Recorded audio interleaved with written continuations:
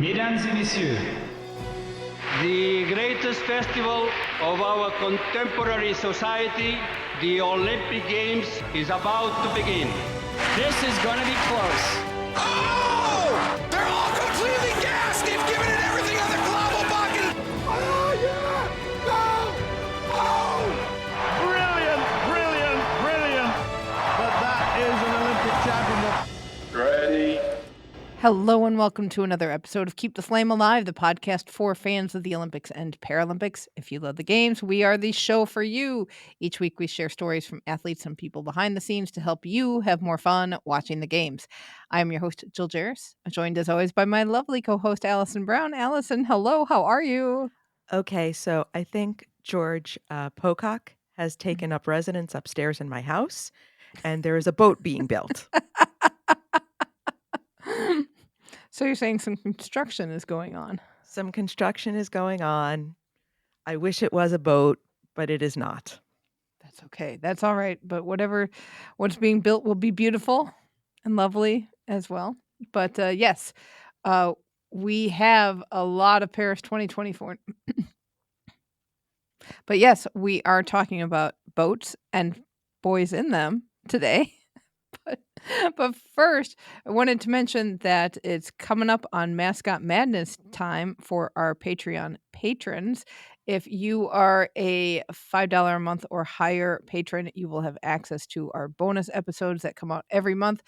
Every March, we've been doing Mascot Madness. This is Mascot Madness number 4. Unbelievable. I know. And we are pitting the Summer Olympic mascots versus the Summer Paralympic mascots. Who will take home the crown? Will it be Frege? Will the young upstart win the title? Will it be an old classic like Sam the Eagle? Or will the Paralympic Frege be a young upstart? Will it be Frege on Frege action? Or will we have one of the older mascots like Dandy Lion doing some upsets? And we've got a lot of little fun mascot facts and opinions and thoughts thrown in there. So it's a lot of fun, Mascot Madness. I think that's my favorite Patreon episode that we do every year. Exactly. Mine as well. So check that out. Sign up this month and you'll be able to download that right away and catch all the other back episodes of what we talk about on our patron show. That's at patreon.com/flamealivepod. We'll have a link to that in the show notes. So we do have a ton of Paris 2024 news today. Posters are out. Opening ceremony issues again. Hospitality House news out the wazoo. But first, the Academy Awards are this weekend, so what better way to celebrate than with Movie Club? Film Buff Fran is here to talk about the newest Olympic major motion picture, Boys in the Boat, which was released this past December in 2023. It is based on the book by Daniel James Brown and tells the story of the 1936 U.S. men's rowing team. This movie is directed by George Clooney and stars Callum Turner as rower Joe Rance and Joel Edgerton as Coach Al Ulbrichtson. Take a listen. Movie Club. Fran, welcome back. We're talking Boys in the Boat, based on the book Boys in the Boat, about the 1936 U.S. men's rowing team. What do you have for us? So this is actually a very current movie. It just opened in theaters here in the United States in December, and it was directed by one of my favorite actors, George Clooney, who's also has become a wonderful director in his own right. And it stars Joel Edgerton and Callum Turner and a whole cast of wonderful men that depict the fabulous rowing team of 8 men that went on to the 1936 Berlin Olympics to go on to, spoiler alert, win the gold medal for the United States. I think you guys have gone on and on about the 1936 Berlin Olympics and the kind of feeling of the moment where, you know, the Deutschland, the Hitler's country, that he wanted this to be a true kind of show of dominance of their country. So the stakes for the United States were extremely high. And it's a very interesting story because you really see a true set of absolute underdogs come into their own before the Olympic Games and then go on to perform on the biggest stage. So the movie starts with the town where the University of Washington, where their crew team is starting to pick their new junior team. And they wrestle up this gang of guys who had no experience really rowing in a boat and just picking people based on who they thought would be a good team. So Coach Ulbrichtson got together this band of boys to form this team, and they were mostly portrayed as kids from the wrong side of the track. Unfortunately, due to the Great Depression in the United States, you see even the main character of Joe Rance, played by Callum Turner, living in his car at the beginning of the movie. So it really depicts the utter devastation and economic decline of the United States in the early 1930s and how Joe decides to try out for the team just purely for the sake of having a roof over his head and, an income. They promised him a way to pay his tuition for school. And it goes on from there. And then you see how these boys, through just the determination and the absolute dedication, formed into a formidable rowing team that beat their own A team and then beat University of California in their first meetup. So it really provided a very dynamic, striking opening to this movie.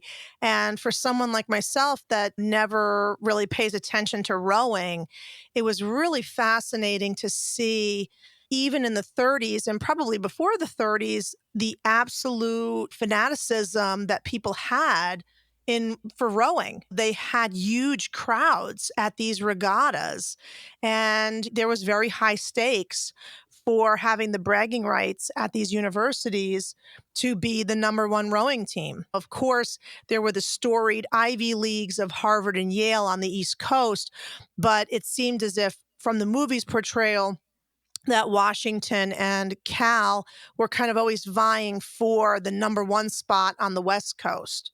What were your early thoughts on the movie when you first started watching? The book deserved better than this movie. Oh, really? I was so disappointed in the movie. Ooh. Because it was our very first book club book and is still probably my favorite, if not my absolute favorite of our book club books. So well written, such a great story. And for me, this movie takes out everything that made the story special and instead hits all the stereotypical Olympic triumph underdog notes. Oh, what a bummer. I wish, you know what? I almost wish I was able to read the book before and always, it usually is the case that the book is always superior to the movie. But it's so interesting because, without having read the book, I thoroughly enjoyed the movie because you know what? Yes, it had all the tropes. It had the underdogs. It had the meanies. Oh my gosh.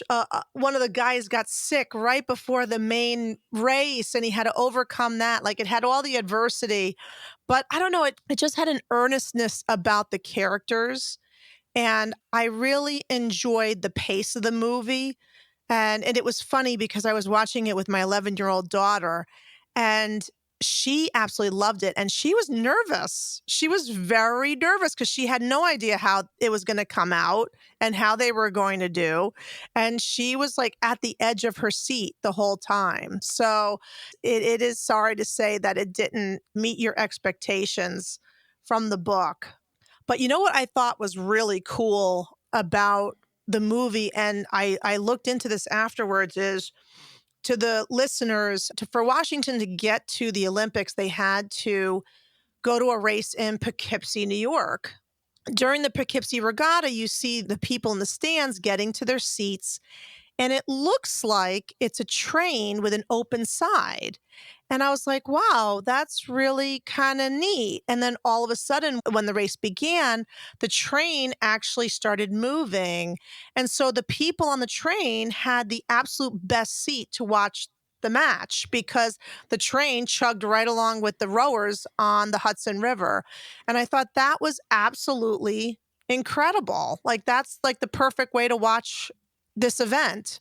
That was really a neat part of it, to see that kind of historical kind of documentation. And I actually looked at the Poughkeepsie Regatta online, and it was a huge thing for over 50 years. And then I guess it moved in the 50s to another location. And then I think it moved again. And then it never came back to the same spot. So I was like, wow, that is a really lost, wonderful part of history for that part of the country. And coming from New York myself, I was like, oh, what a bummer. Like, that would be amazing if they still had it there. It's interesting how the movie just doesn't live up to the book experience.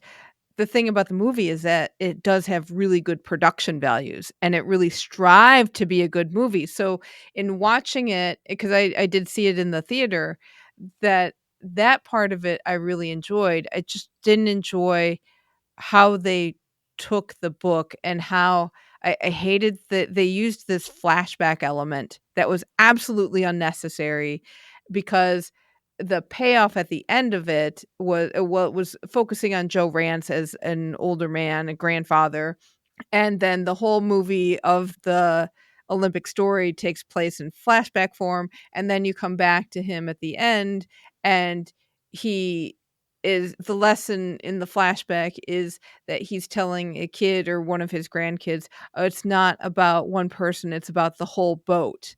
But then the flashback just made it be all about Joe.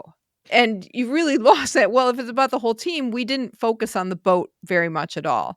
All of the other men in the boat, with the exception of the coxswain, become kind of nameless after a while. And, you had to pull in the one who got sick. And even the character who brought Joe Rance into rowing, basically saying, hey, if you get on the crew team, you get money and a job, and you can have a place to live, which is a draw for so many people who tried out.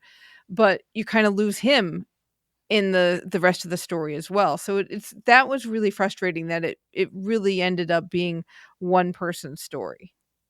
Though the book was very much Joe Rance's story in many Right, ways. right. And the one thing I will say is I thought Callum Turner was perfectly cast. He visually, except for his size, I mean, I all thought they were too healthy looking for Depression era boys, True, true. but I thought he was fantastic. And I think that was in general, and this was a complaint that I had for another Disney film, Miracle, that we watched. It's too clean. That was the nicest looking shantytown I have ever seen.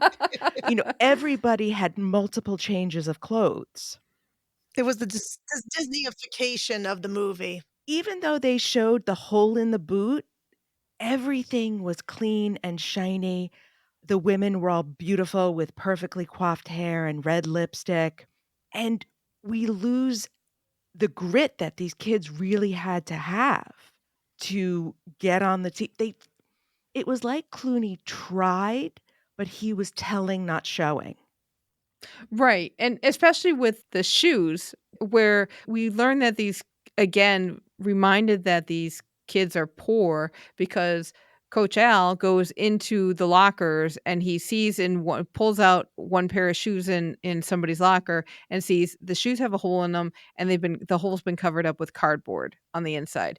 And then he just puts the shoes back, and nothing happens. Well, that was our shoe scene. You always got to have a shoe scene in these movies. But it's not like, oh, well, we're going to find more ways to raise money to get some money for, or make sure everybody gets a college degree and they get out and can make a better life. But it just kind of ended. And there seemed to be a lot of things that kind of ended. And although the filming of the race sequences was interesting and very, very fast paced, but it showed less rowing and more, let's show this person in the crowd, this person in the crowd, boat, person, boat, person, boat, train, boat, person, boat, train, boat, train, person, win! Adolf Hitler! Adolf Hitler walking away. Which he actually did. Historically accurate. I didn't mind that they compressed it. The story of this boat being together was 3 years. They were the junior boat, but by the time they make it to the Olympics, they are much more experienced. And I understand for a movie, you have to compress it. But poor Joyce, she got the shaft in this. She has such a complex story in her own right. And the romance between Joe and Joyce is so complex and fulfilling and could have been. And instead, they just kind of stuck in the romance with no payoff. Gotta have a romance story. And the two actors had really nice chemistry, and I thought were both so well cast, and they could have done something with it, but they got these, who wrote this script? Why didn't somebody say like G. Willikers? I mean, it really felt like a cartoon of the 1930s instead of trying to portray the actual Depression. I think they decided to go along with the storyline of Joe and his missing father. And that I think really was the big kind of underlying current, because in the beginning, you see him, like I mentioned earlier, living out of a car. You don't see any family. And then it comes out during the story that his mother has passed when he was young, and his father left having had remarried and had new younger children to feed. So Joe was left on his own. And as he becomes part of the team, he is taken under the wing by the team's boat builder, builder, George Pocock. And I thought he was a wonderful character. And I think there was a lot of nuance in that character and how he was trying to gently bring out all the good in Joe and try to get him to dispel some of the angst and the loneliness and the solidarity that he was feeling, to make him know that, yeah, you have this past where you were left by yourself, but you're part of something bigger now. Don't forget that, enjoy what you have. I really enjoyed the scenes with them together. I thought those were some of the most poignant and really well done scenes in the movie. So I really enjoyed those parts of it. You mean the scene where they did wax on, wax off? Yes, with the whale's oil. Who knew? I learned so many new things during this movie. I was also bummed out that when we were talking about the clothes, because I was like, wow, okay, well, now they're going to a dance and everybody has a brand new suit. How'd that happen? And it just was like, wow, it didn't make sense with the poverty and the absolute conditions that they were under. It just all seemed to kind of miraculously happen. Just a point of clarification. The screenwriter for this was Mark L. Smith, who may be best known for The Revenant. I loved it when the boat builder came on, because I had not revisited the book since we've read it. And when he came on, just the instant warmth I felt and went, oh, that's right. This character is such a wonderful person. And I enjoyed that, but there was an element of, we've seen this before with the Karate Kid, and here is the wise person in the background who's going to lay some wisdom down on the kid and make him understand what life is all about. It was nice to watch this movie as a person who had not watched the book, because I had no expectations. The cinematography, I think, was really beautiful. The color tones and the sepia tones that they used, I think that really added to the feel that it wasn't a more current movie. And I was a little confused in the beginning because I didn't realize it was a flashback until they did flashback, and then I saw other people in a boat and I'm like, wow, this doesn't make sense with the time frame. And then I realized that they were going to go back in time. But I really enjoyed the little details about, the way the women dressed and the way people dressed when they went to the regattas, and all those little details. I thought that the clothing and the way that they filmed it was really neat. I can't relate to the form that the boys take when they're in the boat. I'm assuming that they worked with a lot of different professionals to get the look right of an 8-person crew team. But it seemed like they probably had to do a lot of rowing to get used to it, to make it look like they knew what they were doing in that boat. I did love the Olympic scene, though. The race. I thought that was done very, very well. So I felt the tension, even though I knew the ending. That was probably my favorite scene in the whole movie. They did a whole Olympic montage. I'm like, yes, we have Berlin. We have the stadium. We have the marching in. We have their outfits. I was like, yes. No medal ceremony, but they did the wreath. One thing that I did not like about the Olympics montage was the insertion of Jesse Owens into this. I thought that was very heavy-handed. Yes, Jesse Owens plays a huge part in the games, but it just felt very like, let's remind you how much the Berlin Olympics was about race, both from the German standpoint and from the American standpoint, because Jesse Owens had a really tough life and was emblematic of Black life in America at the time. What did you guys think of the coach and his whole role in this? I thought he was a very fascinating figure, both for the team and also his relationship with his wife, which I thought was really fun and interesting. And it seemed like he had a chip on his shoulder for the early part of the movie. And it wasn't until the boat builder leads us in and we find out that the coach himself was a champion rower, but just a singularly good rower, not on a team that maybe performed as well. I think he makes the comment that if only everybody on your boat was just as good as you, we would have had something. And then he alludes to the fact that these boys have what it takes to be a great team. I say justice for Hazel. And all the coaches' wives in these movies, I would have the same comment for Miracle. I would have the same comment for Gold. The poor coach's wife is constantly reduced to the kitchen or some gratuitous sex scene where she's like loving to her husband. Mm-hmm. And certainly Hazel had to have a lot more grit and tenacity to her than we see in this movie. She's milquetoast at best.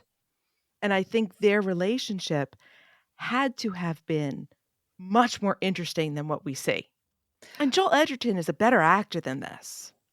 I enjoyed what we had from the coach, but the movie was long. It was 2 hours and 3. Take off the flashback element, and that gives you a good 5 to 7 minutes back, probably. Take out lame scenes like him watching the sunset. That was a very long scene where nothing really happens, where he's watching the sunset and he has a drink and his wife comes because we're going to have gratuitous sex scene. He's very pensive at that scene. But that took so long, and he could show his pensiveness in a different way, I think. So there were just elements where, and I wonder if it was George Clooney's vision for this or if it was feedback from higher up or producers saying, no, we really need to have the movie tick these boxes and go this way. Because it ticked all the sports movie boxes. Oh, yeah. I mean, every single one. It was like they were going down a checklist. Is it never rainy in Seattle? Every scene. It did not seem very dreary. Every scene is brightly colored. It's beautiful to look at it. I'm sure on the big screen. I did watch this streaming. Every scene is just blue water and green grass and clear skies. And I'm thinking, there's no way in November in Seattle. Yeah, I had a hard time feeling like where we were in the year because I'm like, okay, when does the season start? Well, they're wearing those really thin T-shirts with no sleeves. So it's gotta be, I mean, I know you sweat. It's gotta be, at some point fall or it was kind of hard to follow. It did. It kind of sugar-coated the whole experience. But it was very interesting, I think, to point out the differences between all the other teams and Harvard and Yale, how they stood out. It was very interesting to see that the way to get to the Olympics was to compete in the Poughkeepsie Regatta. So that basically cut out Harvard and Yale, because Harvard and Yale would never send a boat to that regatta. They always kept themselves separate. Well, they kind of condensed. There was the Poughkeepsie Regatta, and then there was the Olympic trials, which were off New Jersey, but it was the best college team would get sent. So Right, they right. Okay, that compressed makes all those more races. sense, because I was like, this is really weird how, and it's funny because, as a quick aside note, my son goes to Syracuse, and Syracuse was part of the regatta. So we were like, oh no, who do I root for? Do I root for Washington? But they're Syracuse. I know how this ends. I do wanna say one character that I thought they got really, really right was Don Hume. I Hmm. mean, he was exactly as I envisioned him, except I envisioned him bigger. He's played by Jack Mulhern, and he is so quiet, so awkward, but such a good rower.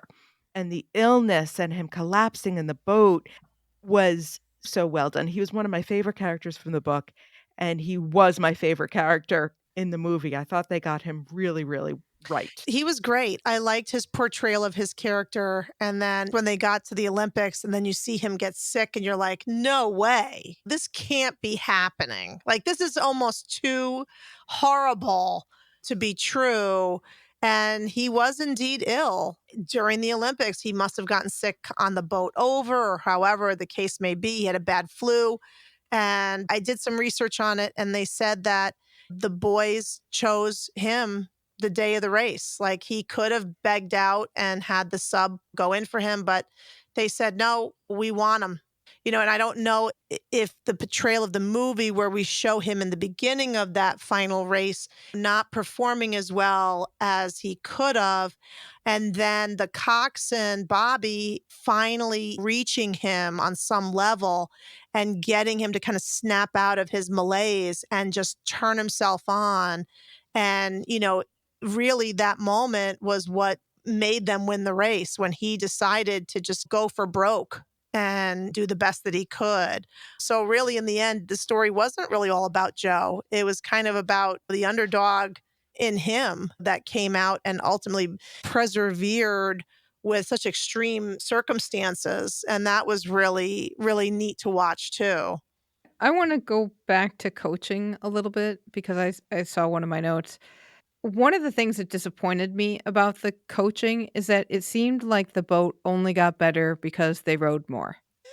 And there was no real coaching. It was just like, okay, go and row down, row it again, row this.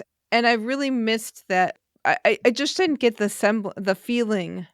I did get the feeling of understanding how they got to be so good, because you can't do it without a coach. And we missed that little element of it. And maybe that's me wanting more sport, Yeah. but It seemed like the coxswain was the one who really had the right perspective and was able to reach the team and say, this is how we become the best rowers that we can be. You're right. We didn't really see the coaching of the players, and how did they get from novices to really a great team. They said that this team got faster the longer they rowed, which is atypical because you get tired. So how was that? How were they capable of turning on another gear, so to speak, and, making that happen compared to all these other teams? right. And how did the coxswain know to do that? Because he just kind of did it. We just didn't get to understand how this magical element of the team came to be and how he used that. And the coxswain relationship in the beginning is very strained because he was pulled from the varsity boat to go down to this JV boat. So we see a little bit of tension and argument between the coxswain and the coach, but we don't get to see too much of that transformation of the coxswain. And I think that's because we don't have enough time to focus on more than just a couple of boys in the boat. So seeing him transform into oh, I've got something special here and we're going to make this happen. There was just a little bit lacking there for me. But you still had the feel good element of it because he managed to make it work and lead the team on it. I mean, you did feel good at the end of the movie. Oh, yeah. When you really think about it, when you have like a senior team and a junior team or a varsity team and a junior varsity team, they never really truly would ever choose a younger, more inexperienced team to go forward at a premier event. And the fact that he did, and he chose this team that was not as well established, not as well developed, was very interesting to me, but I believe he just saw something in them that he did not see in the varsity players. Like he said, the year before they couldn't get the job done, so why would he expect any better from them this year? I think what you're talking about a little bit, Jill, is they only mentioned the swing once. And in the book, they talk so much about the team coming together and that moment where they row as one as the swing. And we never see them get to that moment. We sort of infer it, we sort of see it, but we never get that how they gelled and how they hit that moment. And in the book, when they're describing the Olympic scene, you sort of get it in the movie because I did love that scene. I did love Hume kind of passing out and coming to and them all coming together. But we don't have that moment where we feel it. And that swing is what they talk about so much in the book. And I hate because books and movies are different, and I understand that. But I think had they focused on the swing a little bit more, it could have been a theme that would have carried that how we gel this team together. What I also thought was very interesting was the added drama with having to come up with a specified amount of money to be able to compete. When they said after they had gone through the glory of winning the regatta and then finding out that they still had to come up with $5,000 to be able to send their crew to Berlin, I didn't know if that was just a product of back then with the, American Olympic Committee, if they just didn't have the money to spend them just because it was the Depression, or just in general, that was just the rules and regulations. And maybe the crew teams prior, once again, were from a more elite institution. So that dollar amount wouldn't be a big deal in previous Olympics. But I thought it was really marvelous how they went back. They went to the streets and they went to their local folks and they saw how, the community rallied together.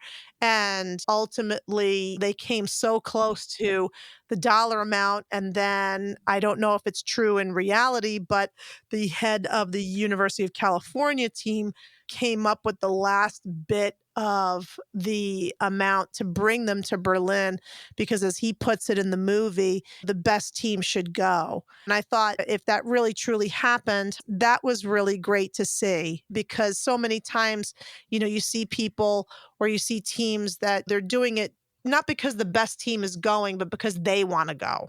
And it's not always the best team that comes to the top. But, in this case, everybody rallied around the best squad because whether they wanted to admit it or not, they were the ones that deserved to go. And I thought that was really nice how they put that into the film. Did you miss that there was no epilogue? Yeah, it would have been nice to get some blurbs on what happened afterwards to the boys in the boat. What happened to the team? Did anybody go on to become a repeat Olympian? Did they go on to become successful individuals in their own right? What happened to the coach after this? Because he kind of seemed like he was down and out in terms of his tenure at the University of Washington. If he didn't produce, they were going to can him, it sounded like. So this probably gave him a lot of goodwill in the short term at the university. So it would have been nice to get a sense of where they went, kind of a la Miracle at the end where they showed the real life miracle hockey players and then their movie counterparts and blurbs on what they did. Where are they now kind of thing. I mean, of course, unfortunately, all the players in this movie are now deceased, but it would have been nice to see what kind of life these boys led after the fact as Olympians.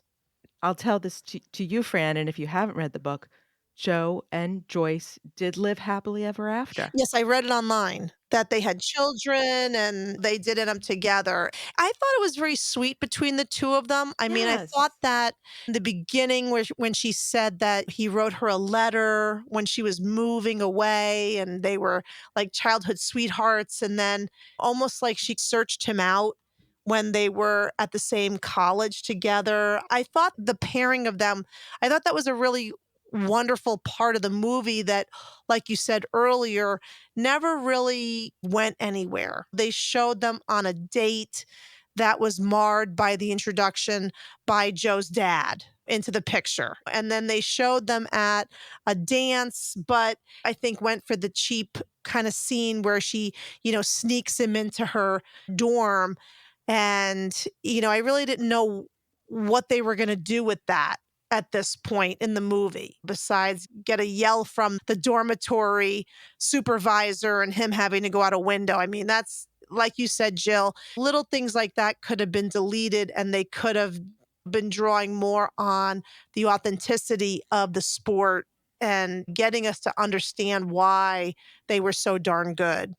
Well, what's amazing is that Joe Rance, as a young boy, had amazing handwriting in that card that he gave to Joyce.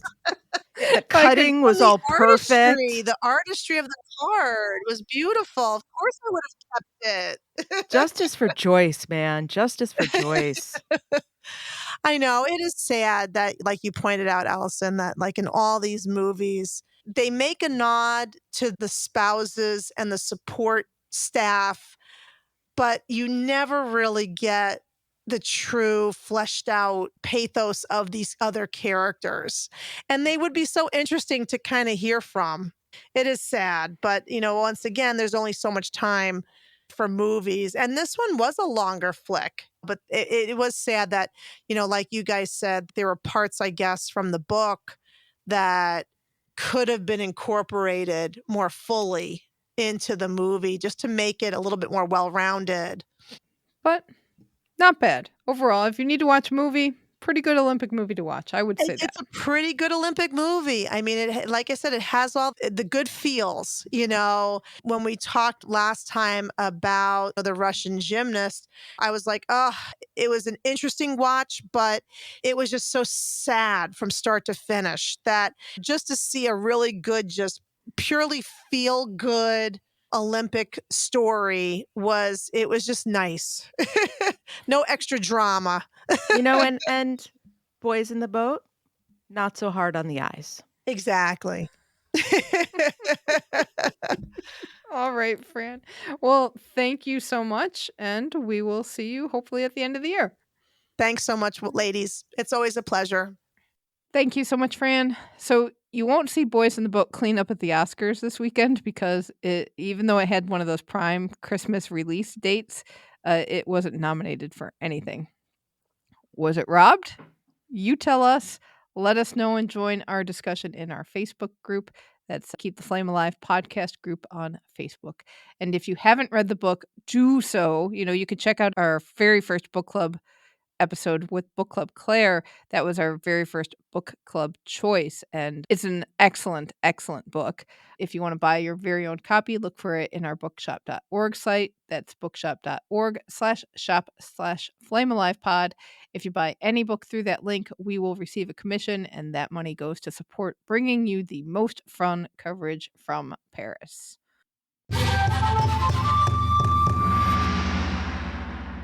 What was that? We have not heard the Tokyo 2020 song for a long time. Wow. Okay, so what happened? We have some follow-up file. Do you remember the Belarusian coach who forced the sprinter home? Yes, I do. All right. So Yuri Moisevich has received a 5-year ban from the Athletics Integrity Unit for his actions against sprinter Kristina Simanskaya. She questioned on social media during the games why they had entered her in the 4x400 relay, which was an event she had never done before because she is a 100 and 200 meter sprinter. 400's quite a different beast, as we've heard before. So they entered her in the 4x400 relay without telling her. And then when she questioned this, they decided to send her home. And at the airport, she got police to help her and was taken in as a refugee by Poland, partially because she had gotten word that, look, when you get here, there's a lot of talk against you. You could be in a lot of trouble and a lot of danger. So Poland had helped her out. The IOC revoked Moisevich's credentials at the time and sent him packing from Tokyo as well. Now, Moisevich is banned from working in athletics until February 2029. And Smanowskaya is now able to run for Poland. She competed at World Championships last year and plans to vie to compete in Paris.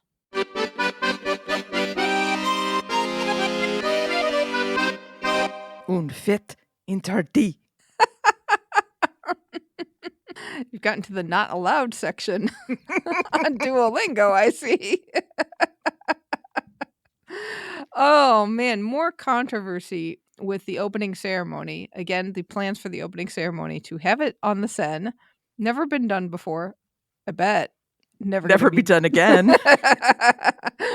The Associated Press and others are reporting that the areas on the upper banks of the Seine that had been designated as free tickets will not be openly distributed now. So tickets will be offered by invitation only through towns hosting events, local councils, and sports federations, and all invitees will have to go through security checks. So the reason why this is happening because there's been a lot of concerns about security lately. Many threats, no specific plots that they've uncovered for sure, but there's a lot to look into. There was a lot of concern with the booksellers that line the Seine currently. They will be allowed to remain there. The Paris Organizing Committee had wanted them removed because that was a security threat, and rightfully. I mean, I hear the arguments on both sides. Booksellers have been hit hard during COVID. This is a great time for them to boost their business with tons and tons of tourists around. But at the same time, like, somebody could use those to do something bad. It's an easy place to hide things that you don't want security to find. Exactly. So now everybody who thought they could go see the opening ceremony will no longer get to do that. And also in the AP article, they mentioned that they are expecting 50,000 people to be in the apartment buildings along the Seine. Wow. I don't know how they're going to manage that either. This was a tough sell for security, I think. Anyway, it's an amazing idea. And I think in that perfect world of we all live in the Olympic truce and everybody's going to play nice for a couple weeks, we know that doesn't happen. And there's just been so much more unrest in the world over the last year, 2 years, that so many people in one place is just, it's terrifying to think about sometimes. The sad thing is, as I believe I saw this on the Paris Planning Facebook group, as somebody said, well, okay, now no foreigners will basically be able to go because they're not going to be able to be invited. And if Parisians and local people get out of town in August anyway for holiday, or you want them to get out of town to make it easier to get around, who's going to come? How are you going to get tickets? Well, that's not entirely true because one, you could have bought tickets and the purchase tickets are still in place. So whoever bought tickets for the opening ceremony, they're not taking your tickets away because they can do the security checks because they've got your name and they're assigned to a person. And local councils and federations can invite foreigners. They don't have to be French citizens or local Parisians. I think the idea is they just want somebody responsible for a person, that it's not so random. I'm not sure it's going to do all that much for security to not have anybody come. I think it's a little xenophobic, to be honest, and we know that's a problem in France. But I see where they're coming from. I mean, they were already going to ticket the free event and check people. I think this is just another layer of it'll make it that much harder for somebody who's trying to do something bad to do it. Yeah, I still think that there's possibilities for somebody to do. Yeah, I just don't think you're going to take away that much of the threat unless they are really cordoning off the entire area for blocks and blocks deep. It'll be interesting to see what they do for us for press tickets, because always for opening and closing ceremonies, the press has to apply and get a ticket. So will there be more press tickets available? Because they want to fill the banks, they want to fill us, and they've already vetted us. Or will they be fewer because they don't want the press reporting on anything that happens with security?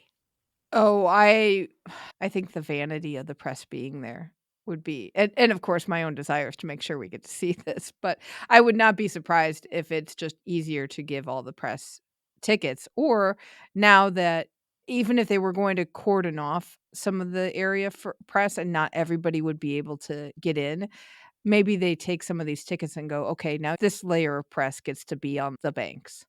We'll see what happens, but it's an interesting development, and I wouldn't be surprised if more developments happen as we get closer and closer to the games.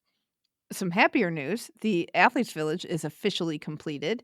The complex in Saint-Denis consists of about 40 low-rise apartment buildings that will house 14,000 people during the Olympics and 9,000 during the Paralympics. It was basically completed on time. We got this information from Associated Press and also from AFP via France24.com. They said it exceeded the March 1st deadline, but the handoff happened on leap year day. So thank goodness for an extra day, maybe. The budget was 2 billion euros, which is about $2.2 billion, and they went marginally over budget. They didn't quite say what that was, but it was, they're pretty happy with how things went. The budget was funded 2/3 by private real estate companies, and then the state contributed another 646 million euros. So after the games, there will be 2,800 apartments available. 1/3 of those will be sold to private homeowners, 1/3 will be designated as public housing, and 1/3 will be rentals, including rentals for students. Okay, we've got an official poster now. Described, and I love this, a phantasmagoria of sport in the city. Ah, yes. Who described that? I think that was the organizing Oh, committee. wow, okay.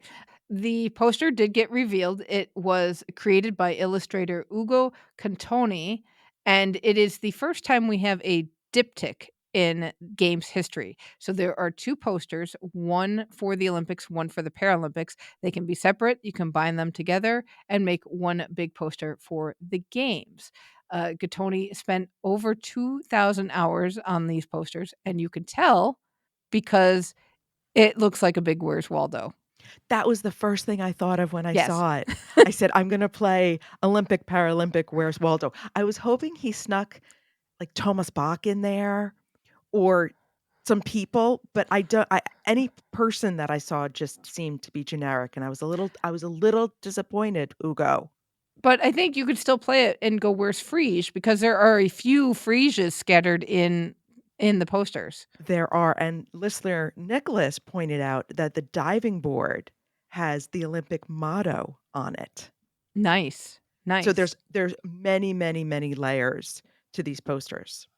Creative Review in the UK publication, they also mentioned Where's Waldo, but they call it Where's Wally over there. They said the Olympics and Paralympics are a serious affair for athletes, yet Gattoni's posters are a playful reminder of the joy and feverish atmosphere that sweeps through when the games are in town, which I thought was an interesting take on it because it really is kind of hectic. There's so much going on. It's a little Art Deco-y or harkens back to that era, but it's a massive scene of Paris with the Eiffel Tower on the Olympic side, other parts of the city on the Paralympic side. and filled with people and athletes and so much going on. Fast Company called the Frieses adorable red blobs, inspired by a French symbol of freedom. So, a couple years ago, I shared with the viewers that I was having this nightmare dream of you and I being trapped on a roller coaster and trying to get to different locations at the Olympics and Paralympics. This is the poster of that dream. It's a bit of a fever dream visual here. It is, and it's completely different from most Olympic posters just because of the amount of stuff going on in these 2 drawings. We'll try to link to them or insert pictures into the show notes.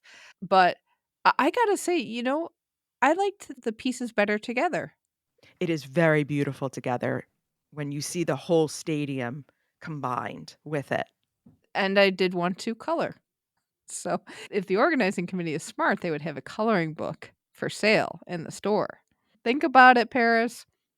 Also, we have something from the follow-up file. The man who stole the bag with the security plans from the train, he was arrested and sentenced to 7 months in jail.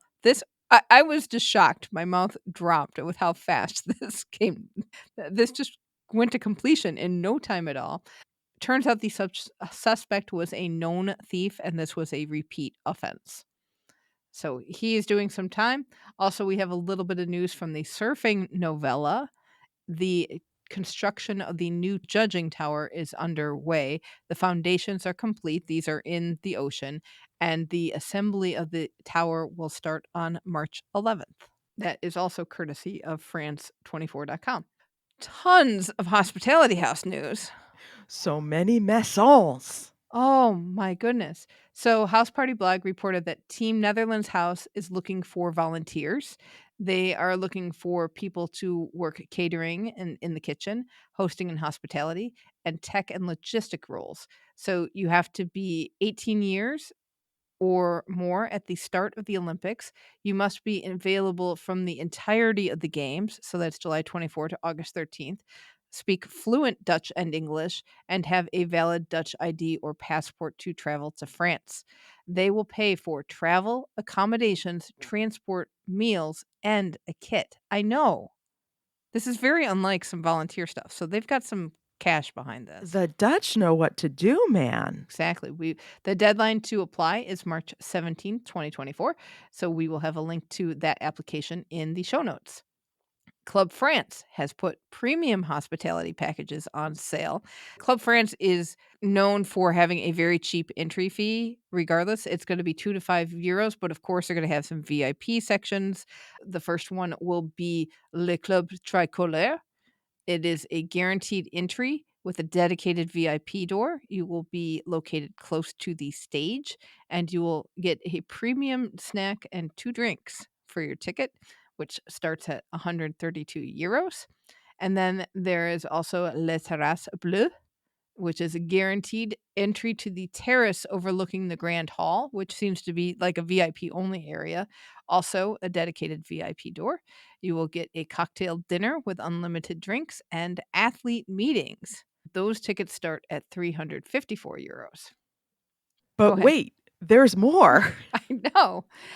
Denmark announced that there will be a Denmark pavilion at the Maison du Danemark, just off the Champs-Élysées, near the Arc de Triomphe. The theme of the pavilion will be Everyday Wonder. So it will have interactive and experiential exhibitions, 3 video installations, special events, and talks from Danish experts.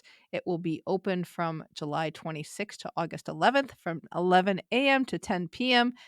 It will be free. Very nice. Also, New Zealand House. Oh, go Silver Ferns. Give me a party.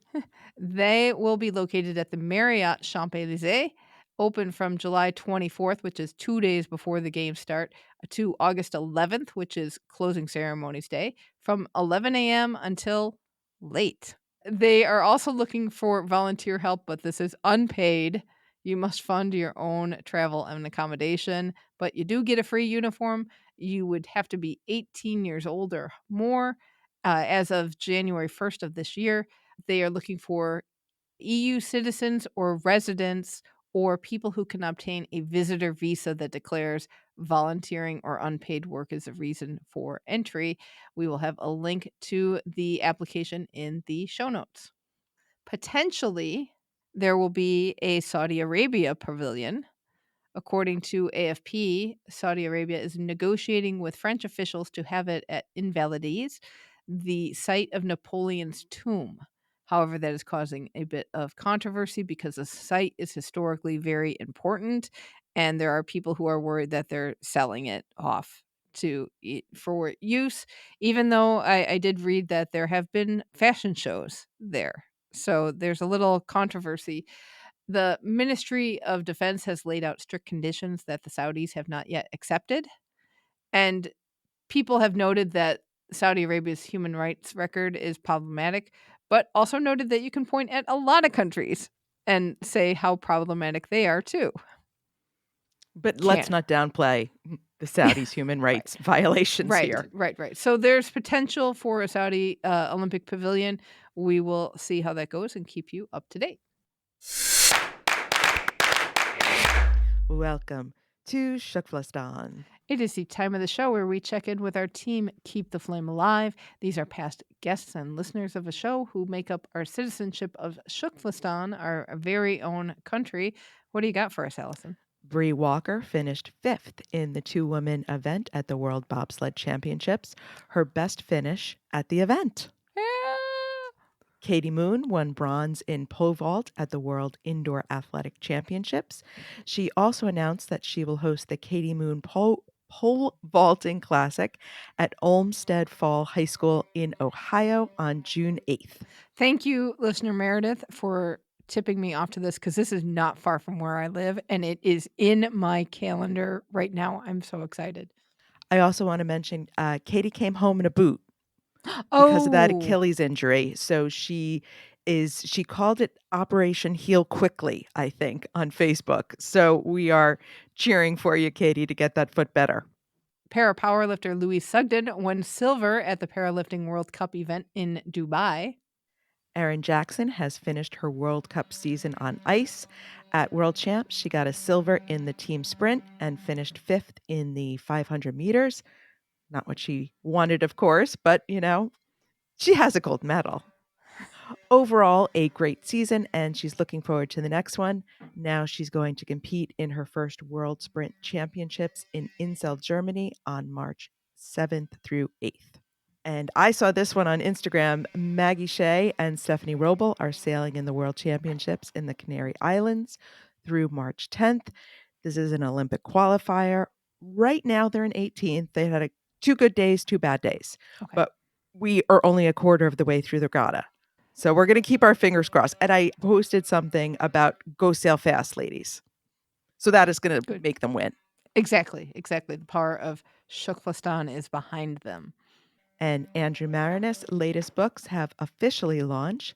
An updated inaugural Ballers, Strong Inside, and 2 books in the series Beyond the Game, Athletes Changing the World.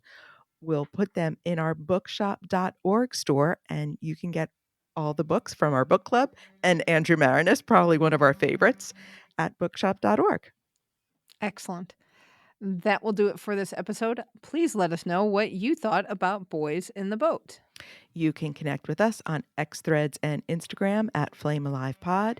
Email us at flamealivepod@gmail.com. Call or text us at 208-352-6348. That's 208-FLAME-IT. Be sure to join the Keep the Flame Alive podcast group on Facebook. And don't forget to get our weekly newsletter filled with other fun stories about this week's episodes and maybe some earplugs. Sign up at flamealivepod.com. Next week, we will be celebrating 2 years to go until the Winter Paralympics. Could we see a new event? Sled hockey player Monica Quinby will join us to talk about the development of women's sled hockey and when we can hope to see it at the Paralympics. Thank you so much for listening, and until next time, keep the flame alive.